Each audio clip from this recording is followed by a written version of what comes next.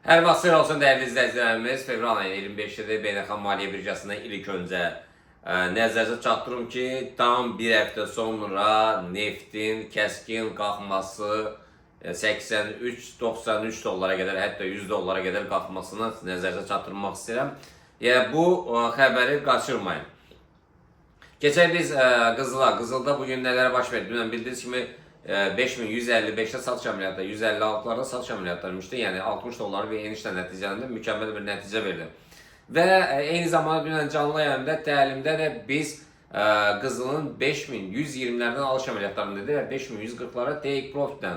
Bu da mükəmməl nəticə verdi. Və bugün səhər saatlarında artıq biz 5183'lərdən birinci əməliyyatlarımızı və 5220'lərə take profit, ikinci əməliyyatımız 5190'lardan verdi. Buna 5250'lərə take profit koydu və üçüncü əməliyyatı da 5200'lərdə verdi. Buna da 5325'lərə take profit koydu.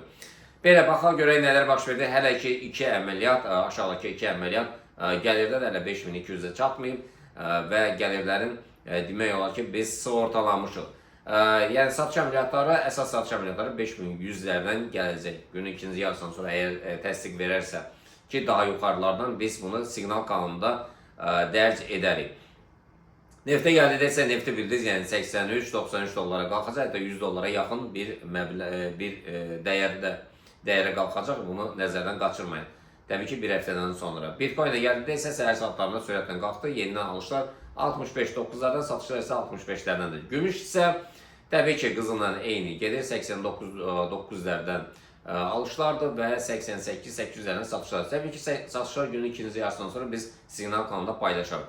Euro doların rəqabəti 1.18'lərdən alışlar, funtun dolar rəqabəti 1.35-250'lərdən isə alışlardır. Nasdaq, S&P, Dow Jones'a gəldikdə isə və eləcə də DAX, yəni DAX-a gəldikdə isə bunlar hələ ki ümumi istiqamətdə yuxarıdır və yuxarı doğru istiqamətdən davam etdirəcəklər. Belə əzizlərim, inşallah görüşmək ümidi ilə özünüzə yaxşı baxın, sağ olun.